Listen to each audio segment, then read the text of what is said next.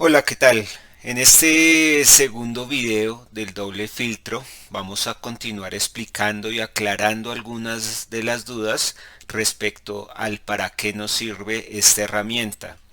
Eh, Acá, como les había comentado en el anterior video, esta documentación nos permite entender para qué sirve el doble filtro y específicamente en este video vamos a analizar este ejemplo.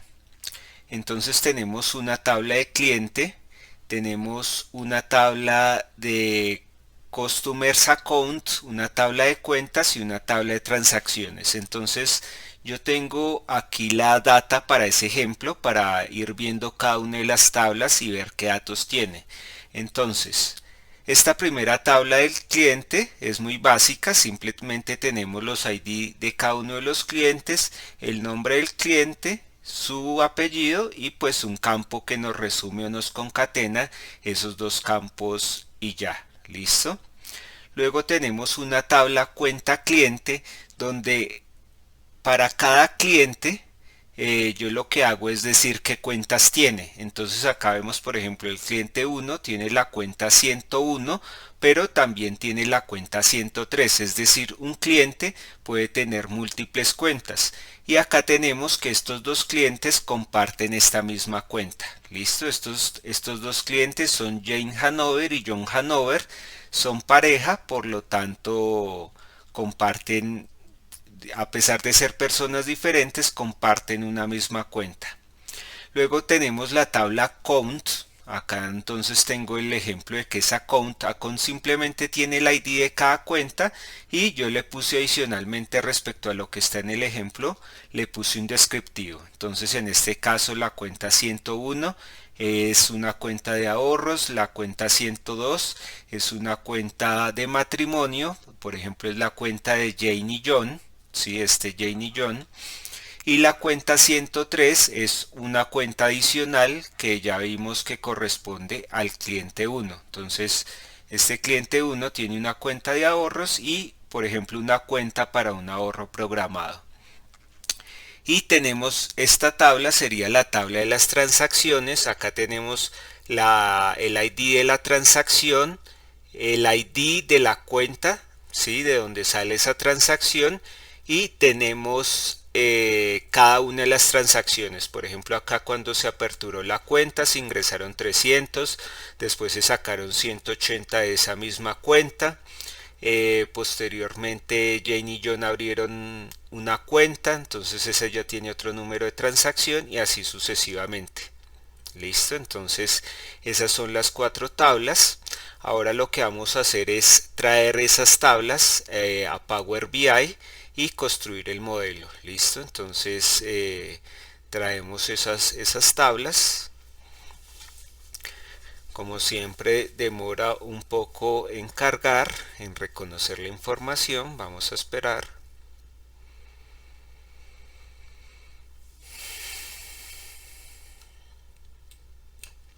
Listo, mientras tanto les voy explicando, digamos, qué es lo que busca entender el ejercicio. Entonces el ejercicio lo que busca entender es, nosotros al final, digamos acá si sumamos, ya les sigo explicando.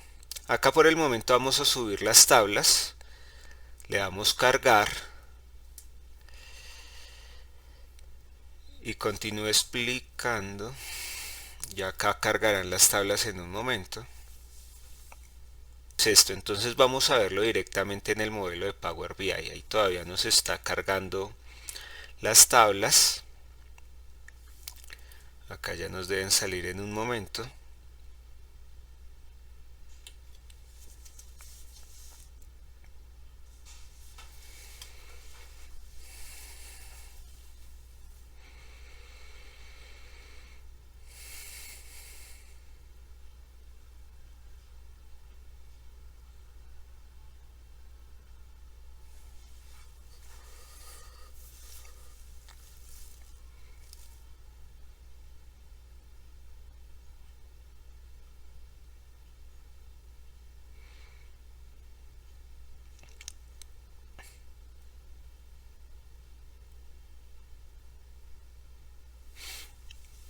Acá ya tenemos cargadas las cuatro tablas, vamos a ir a nuestro modelo y vemos que de cierta manera, como vemos las tablas de esta forma, de cierta manera las relaciones automáticas que hizo Power BI son muy similares a las que encontramos en este modelo. Entonces acá nos hizo una relación de uno a muchos, porque ya saben que un cliente puede tener muchas cuentas. En el caso de Henry tiene dos cuentas, listo. Acá tenemos de cliente, de cuenta a cuenta cliente. Entonces esta por sí es cada cuenta, sí, es una cuenta individual. Entonces puede haber, como hay personas que tienen, hay cuentas que tienen más de un cliente, entonces por eso se hace acá una relación de unos a muchos, ¿sí? Como es el caso de Jane y John, que tienen más de una cuenta. Entonces para una cuenta hay múltiples usuarios. Y finalmente tenemos pues que una cuenta puede tener múltiples transacciones. Entonces les voy a mostrar la problemática que están presentando los datos actualmente. Para eso vamos a valernos de esta matriz. Listo. Entonces vamos a graficar. Bueno. Entonces, ¿qué pasa antes de irnos a graficar datos? Lo que sucede en este caso específico, si ustedes ven acá, es cada uno de estos cuadritos vienen a ser columnas, ¿no? De la tabla, pero como tal no tenemos totalizada el saldo, ¿sí? Lo que vendría a ser el saldo, y esto tiene acá un gráfico como de una calculadora, y eso es una medida. Entonces, antes de graficar estos datos vamos a realizar una medida. Para eso vamos a nueva medida. Listo.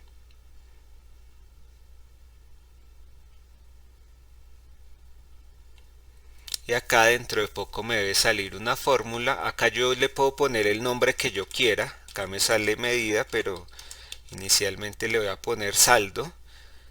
Y el saldo va a ser la suma.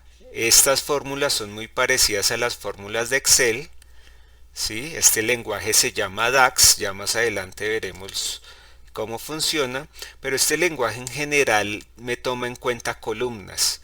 Entonces acá a mí me interesa que me sume la columna amount, que corresponde a transacción, listo, para que al final me dé un total de la transacción. Entonces le doy enter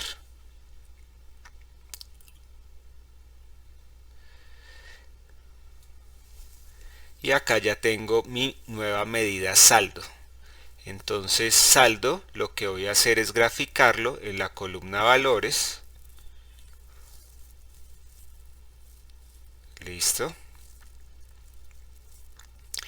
Y necesito los nombres de mis clientes en las filas. Listo.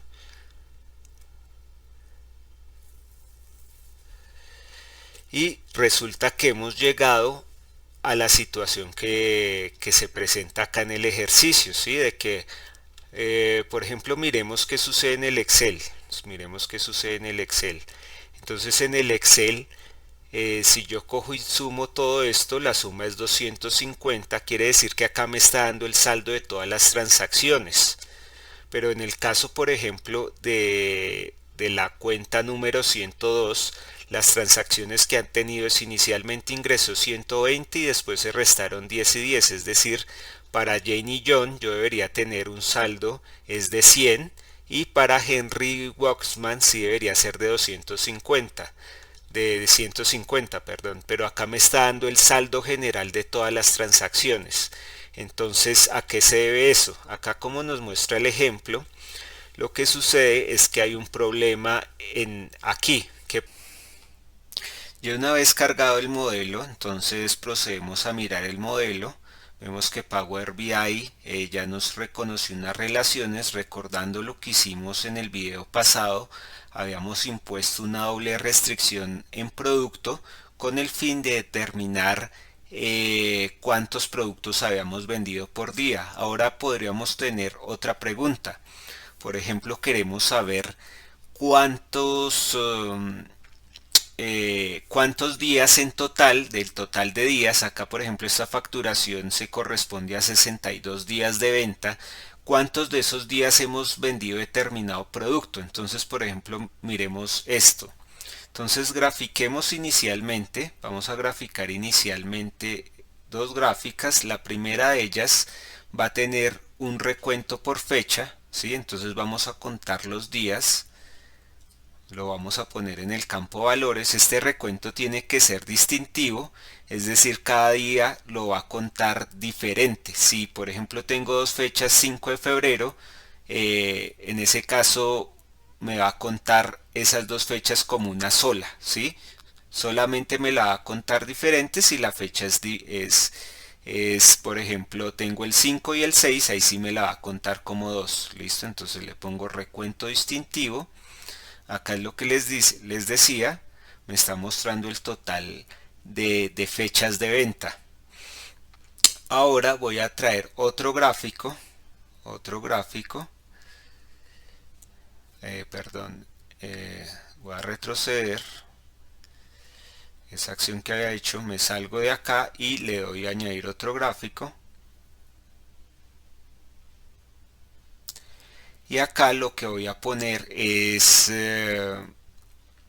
las ventas normales, ¿sí? Las ventas normales, las ventas en unidades.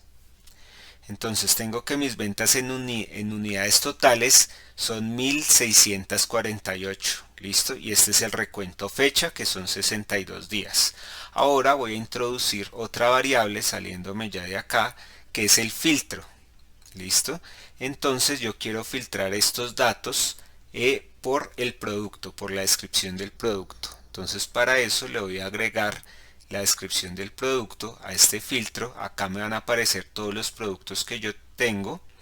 Entonces la idea en general es que yo acá debo filtrar, por ejemplo, Listerine, y se me debe mover tanto en unidades como en días que los he vendido. ¿Listo? Entonces voy a escoger Listerine, veamos qué pasa, y vemos que se me mueve en unidades, es decir, las unidades totales eran 1600 algo, pero acá ahora tengo 125 unidades vendidas de Listerine, pero tengo un problema con esta fecha, es decir, esta fecha sigue estando en 62, me sigue apareciendo como si yo vendiera todos los días.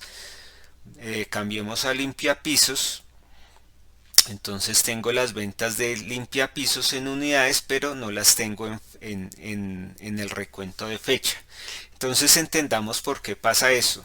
Entonces yo acá estoy aplicando un filtro de producto, o sea, esta flecha ya recuerden que implica un filtro, lo estoy aplicando a esta tabla facturación, por eso me sale bien, o sea, como el filtro va en esta dirección, yo puedo filtrar estos datos de la facturación y por eso esta tabla de unidades me sale bien.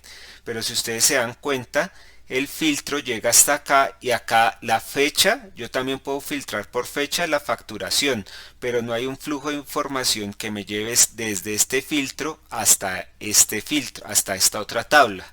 Entonces acá la solución es tan sencilla como le doy doble clic, listo, y le doy ambas direcciones para tener un doble filtro, le doy a aceptar.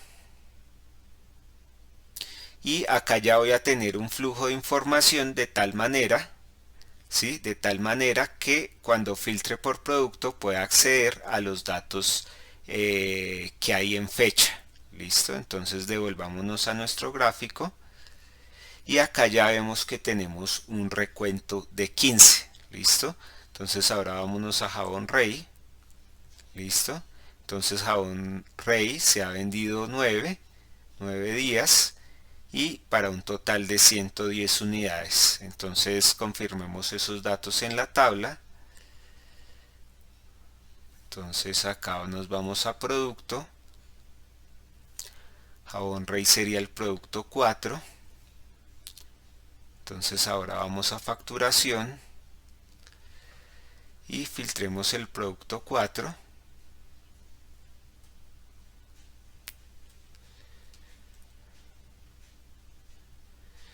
Listo, y entonces acá nos da 1, 2, 3, 4, 5, 6, 7, 8, 9 registros. Listo.